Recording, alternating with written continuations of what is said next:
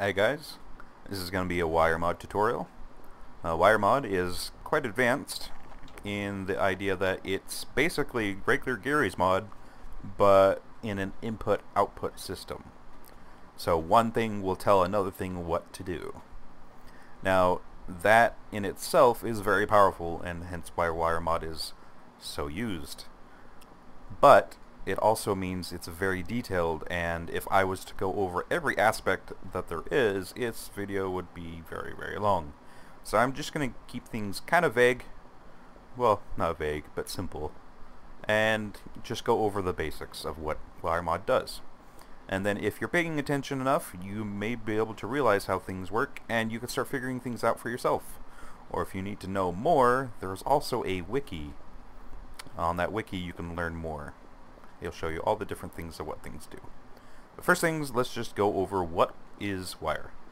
As I said, it is a input-output system. So one thing will send information to another thing. And when it does that, those things can do obviously more things based off of that.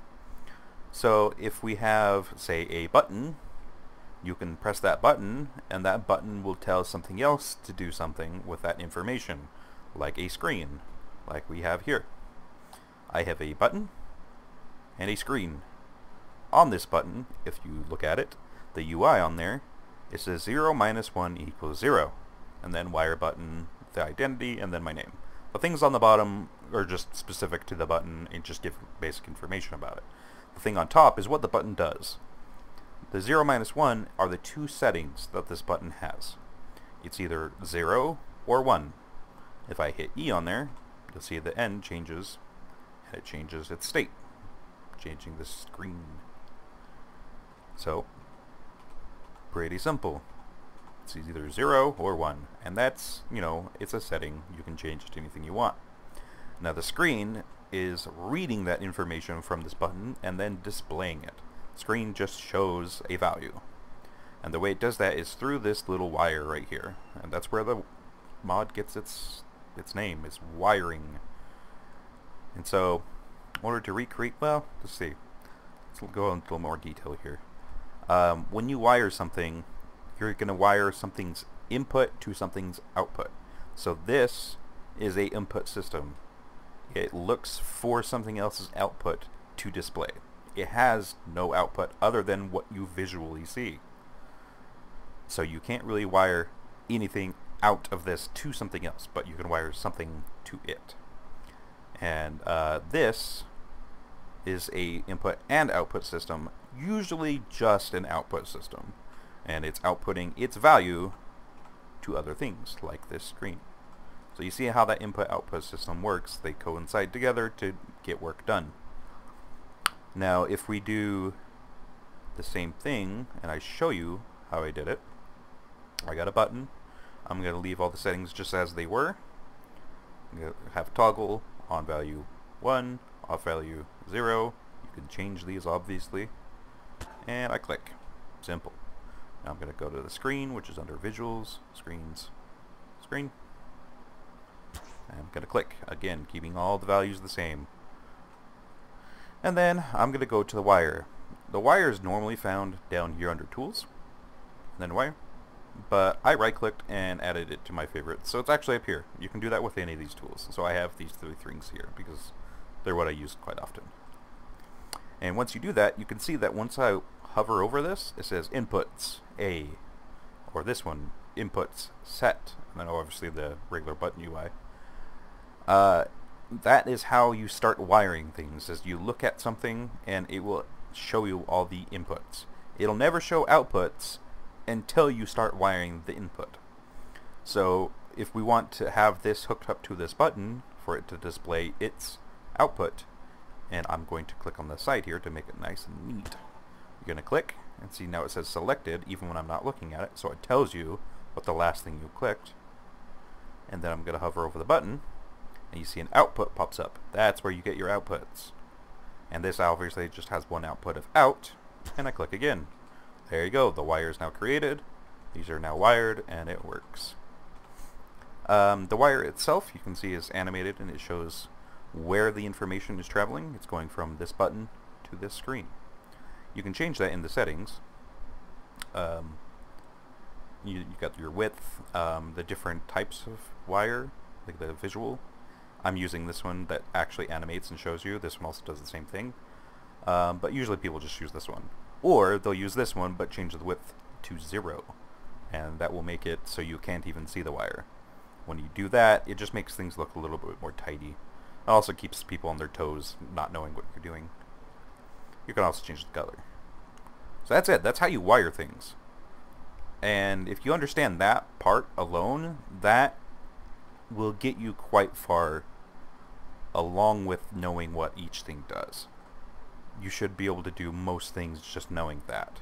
That's the first step that a lot of people don't get, and that's the wiring portion. Now, so far we've only dealt with numbers, so 0 or 1. You can obviously do other numbers, so let's go back to our button. And let's change both of these. Let's put this to, I don't know, 45, and let's do this one 1337. And you can see that the off value is set to 1337. So it's off, it's doing that. When I hit turn it on, it's doing 45. And you can see the UI represents that. So simple numbers. And you can change, obviously, these to anything you want. And we'll get into why you'd want to change things later. You'll see why. So those are numbers. There's also other types of values. Numbers are probably the most used, and after that, probably strings. These are all types of values that you would find in programming. It's a similar situation where you'll get different what's the word? I keep coming back to values. Anyway, you'll get different things that work with other things. Usually they only ever work with each other, so numbers work with numbers, strings work with strings, vectors work with vectors, things like that. You won't get things crazy like actual programming like floats and integers and well, you do get characters, but you won't get too in detail. The Wire keeps it quite simple to keep things more enjoyable. But let's go ahead and show an example of a string. So we're going to go back to visuals, and we're going to get a text screen. Now these just output text, so just like the other screen does, but text. So we'll just put in here just something. This is a text screen. And we'll change the color, make it red, big. Place it down. This is a text screen. Now, by itself, you can just do that. You can just give it a default text and just place it somewhere if you need be. But sometimes maybe you need it to change. Easiest way to do that is to wire it. And if you get more advanced, you'll know where to find other strings to wire it to. But for now, we're going to use the constant value. And I'll kind of show two things to use with this. In the constant value, you're going to want to keep this. This is useful. It just automatically guesses what value you're typing in here. And then the amount is how many values you have. As you see, if I move that up and down, it adds or removes values. We're, for just simplest, to show the simple of what it does, are just going to throw something in here like, potatoes are yummy. I don't even know how to spell yummy. I think it's a Y. And then I'm going to place that there. That's just the model I use. With a lot of these wire things, you can choose different models. It doesn't affect anything other than what it looks like. So you can generally keep an idea of what is what. Because when you get a lot of chips and stuff, it can sometimes get confusing. So giving them their own model is useful. Anyway, go back to the wire. I'm going to wire my string, or the screen's string, to the constant value. All I have to do is hover over the string, and you can change these by either scrolling or right clicking. Right click will only go down and then it'll come back up to the top, wrap up to the top. So I'm just going to hover over string, and again I'm going to make this look nice and tidy. Click, and then hover over the output, and you can see how it says selected string, and in those brackets it says string. That's the data type. That's what I was going to say earlier. That's not just a value, it's a data type. And then outputs 1, potatoes are yummy, string. Again, so it's the first value in there, which is potatoes are yummy, which is a string. And then I click again. So now they're wired up. Oops. It would help if I had that, just for visual purposes. And now it's sending that to our screen. Potatoes are yummy. So that's a simple string data type. Now we can actually, this will show a couple of things. We can wire this same thing up to this as well. So what we're going to do is we're going to add another value here, and we're just going to type in, I don't know, 100,596. Just a random number. And then I'm going to click this again, and what it'll do is it'll update it. You'll see now it has two values, one string and one normal. Normal just generally means a number. And now if we take our wire tool, and instead of having this wired up to the button, we can wire it up to the constant value. And what I'm going to do here, you can either just click again and it will rewire it, or you can press R, which will unwire it. And I'm going to click, and then I'm going to come over here and right click.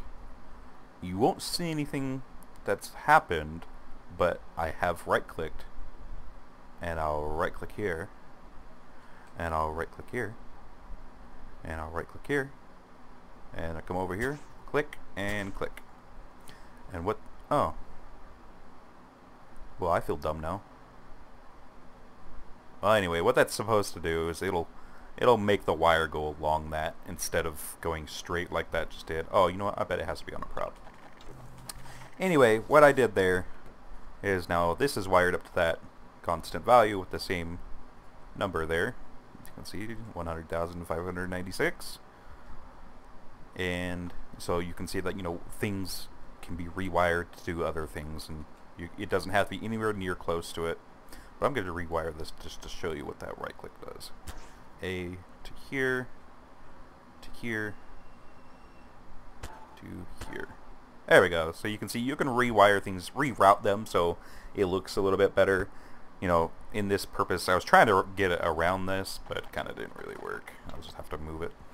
There we go. Kind of looks a little better. But, you know, it's just to keep things tidy. Not many people do that, but I used to do all the time because it was actually kind of, what's the word? Satisfying? It was enjoyable to actually wire things up, get the path exactly how you wanted. Anyway, so yeah, that is the very core of what wire is. You're sending information from one spot to another for it to do something with it. Now, so far what we've done is extremely basic. Really nothing is even very useful here. I mean, yay, I made a sign that says potatoes are yummy, or a value on a sign. Woo! Exciting! So what I'm going to do now, instead of going down and breaking down what each individual thing does, because that would take forever, I'm just going to show you some really basic things. Like, a lot of people like to make those sliding doors, so as you approach the door will slide open, and then as you walk through the door will then slide closed behind you. I'm going to show you how to do that. Actually, you know what? I'm going to show you a couple of stages of that. So not just the simple automatic one, but also a more basic one that you physically have to click. So we'll do that one first. We'll make one that opens with a button press. I guess we'll just do it right in the middle of nowhere.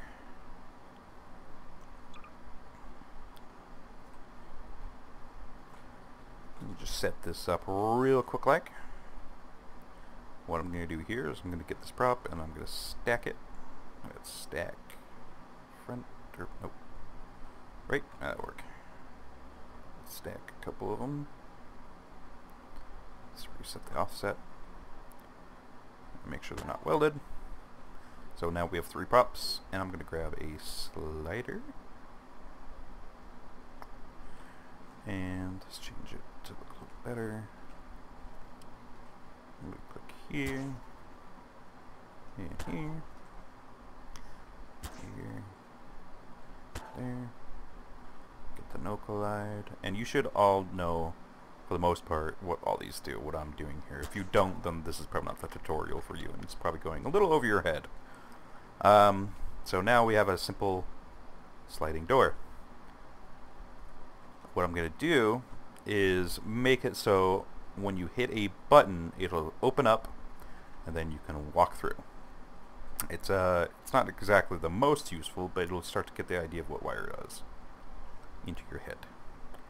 So first thing I'm going to do, I'm going to go down to Physics, Constraints, Hydraulic. Make sure it's set to fixed. Input out, or in-out speed, I'm just going to leave as it is. Up the width so you can actually see it. Let's do 3. And then I'm going to do this similar to these sliders, but I'm going to do right in the middle. Click once, click twice. Creates a hydraulic, just like the normal Garrysmod hydraulic, but as you can see, it's got a little wire interface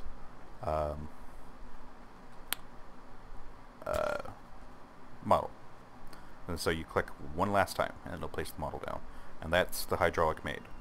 Now, by itself, doesn't do anything, because wire by itself is useless. You have to get something to wire it to. So I'm going to grab a button, what we used earlier, and this is where all that information comes into handy. Words. So I'm going to actually, before I start putting this number in here, I'm going to look at what the hydraulic's length is now. You see there it says hydraulic length 94.60. That's what the actual hydraulic is set to right now. So that length that we have right now is 94.6. So I'm going to leave that as the off value. 94.6. And now for the on value, I want to think, well, what do I want to do to get this to open? I want that hydraulic to shorten. And if we get it to about, I don't know, let's just go there. You can see that's at 19.58. So I'm just going to change that to, let's say, just 19. Keep it easy. And then place the button down. And we grab our wire tool. And we hover over the hydraulic. And we have length, in, out, constant, and dampening. Length, if we just wire that, the hydraulic will try to make its length exactly that as fast as possible. In and out have to do with the hydraulic speed. If you set in to 1, it'll go in, it'll pull itself in at the set speed that you set the hydraulic to in its settings. Or out is obviously out at that same thing. I don't ever use them because I'd rather just override and do things as fast as possible generally. And then constant is basically its strength. I don't know how to really explain it more than that because I'm kind of ignorant to what exactly it is. And then dampening is how, if you know what dampening means, it's basically a higher dampening will keep it from being bouncy like a spring. So if it's a high dampening, it'll go to where it's at and stay fast if it's a high dampening system. So anyway, going into a little too much detail there, but let's go ahead and wire the length. I'm just going to be cutesy and make this look amazingly cute. There we go. Now, make sure that's unfrozen. I hit the button. Voila! It opens, and now we can walk through. But, I mean, the downside is we don't have a button on this other side, so we can't close it. So why not we just make a system do it for you? I mean, you can put another button on the back and use logic to get it to work. But honestly, it's kind of a pain to even hit a button in the first place. So let's just make it so everything is done for you. So we'll go ahead and remove the button because we no longer really need it. Yeah. And what we're going to do is we're going to go to detection and then target finder. I'm going to set the max or minimum range to 1. Usually it's a good idea to just keep that to 1. And let's do maximum range. I don't remember if this is... I think it's just Garrysmod units, so I think 200 should be fine. I'm not going to mess with any of these. I'm going to target players. I am going to target myself, so I want that to be off. Name filter, let's leave that blank. Everything else should be good. And if you'll notice, I use a lot of the nano size, but normally for you it'd be more like this, just because I like to keep things teeny. I'll place that there. Now what we can do is we can... Oh, excuse me. It's not going to be that simple. What this will do is the target finder will target me out to... Oh, I can't even see the UI anymore. It'll target me and output basically 1 if it finds me, or other values depending on what you have wired up to it. But for this, we're going to go into a little bit of gates and show you what gates do.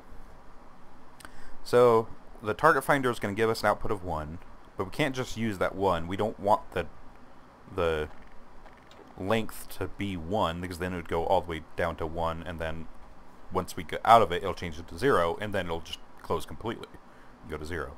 So 0 and 1 don't really work for us. We need to change the value. So this will get your feet wet into gates. So what we're going to do is we're going to go to arithmetic gates, find our multiply. I'm going to slap one of those on here. Then we're going to go to our input output, get another constant value. We'll need 1 value. Let's change that value to, what was our thing? 94. Let's just put it at 95. And let's actually get 2 values now that I think about it. Because we're going to want to add gate 2. And what was the other one? What was the other value? I don't remember. 19. That's what it was. And we're going to place that there. We're also going to go back to gates and get ourselves an add gate, because we need to make this work properly. So what we're going to do is on this multiply gate, you see here it says multiply up there, we're going to wire the A to the 1 output, which is just the output that tells you if it's detecting something or not. I'm going to reduce the width here. Oh, whoops. Something I make a mistake all the time. I actually press Z to undo a wire, but that doesn't work. I might as well tell you that. Like, if you wire something, you can't hit Z to undo it. You have to actually physically undo by pressing R or something. Anyway, so A to here. So now it's sending information to the multiply, but 0 times 0 is still 0, but even if that outputs 1, it's still times 0. So that's always going to give 0. So we're going to wire the B value up to our, actually I didn't think about it, yeah, up to our 19. So it's detecting me because I'm close enough, so it's going to output 1 as the multiply, so 1 times A times our B, which is 19. 1 times 19 is 19. So that's our length. But we can't just put that into that, because if I walk away, this is going to change to 0, and it's going to be multiplied by 19. 19 times 0 is 0, and that means the door will go straight to 0. We don't want it to go straight to 0, because if you know how... Whoops. What is that? Yeah. If you know how hydraulics work, they don't like being at 0, because it tends to flip the other direction. So we want it to be 19 when it's off. Well, that's where our add gate comes in. So if we add our original multiply chip to... Wait, what am I doing here? 19. Oh, sorry. I'm going to confuse the shit out of you here. I got this backward. The B value is actually going to be 95. And we're going to need another gate here. No, we don't.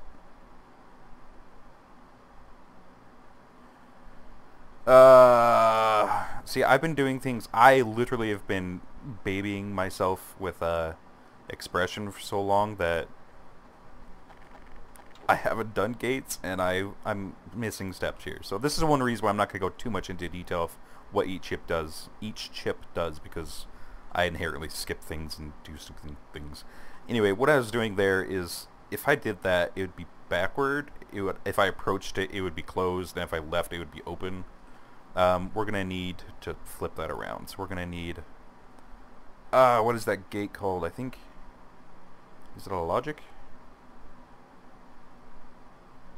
OR gate? Not OR? Invert. Crap. We're gonna need to invert it. I just don't remember what it was. I think it's a NOT gate. Yes, NOT gate. So you go to logic and NOT. And to go wire its A to the target finder's 1, and then rewire the A of the multiply to the NOT gate. So there we go. And then we're going to change the B to the 95, or did I already do that? Yes. Okay. So now that I flip that around, the logic is right now, at least it should be. We can wire up the length to the add gate. So the add gate is obviously just adds things. Normally, if this is 0, it's going to just output the 19. That's it. If this changes to 95, then it'll add the 2 together, which I just realized is stupid. Gosh, man. Going backward is... Maybe this is one reason why I don't teach wire tutorials very often. Anyway, well, you get the idea. If I walk away, it should close. And it does. It's actually closing more than it should because I added 19 and 95, even though it should be 95 as a result of walking away, not the addition of the 2, but you'll see that, you know, having multiple things together can make things extremely complicated, and you can do very complicated things like having a door do things for you. And just to break things down again real quick, in case I might have lost you there because I'm obviously all over the place here, the target finder is targeting me. It's finding me as a player within a 200 unit radius, which is about out to here. That's about 200 units away, obviously a little bit further. And once I get into that, it outputs 1. And in that NOT gate, it's taken that 1 and flipping it. So it's actually 0 now. If I was to go out there, it would be 1. And I'm going to take that value and multiply it with the 95. That would give us 1 times 95, which is 95. And it's going to add it. So this add gate's adding that value and 19. And all that is being fed to the length of the hydraulic. And the hydraulic obviously changes based on all that. Super simple, but that's how you make an automatic door. Anyway, I'm sure this tutorial is getting pretty long. I may do future wire tutorials on how to do even more later, but we'll see how people react to this one so far. I feel like I've kind of dropped the ball a little bit here on this and how to do that, but hopefully you got it. And yeah, you guys enjoy, and happy wiring.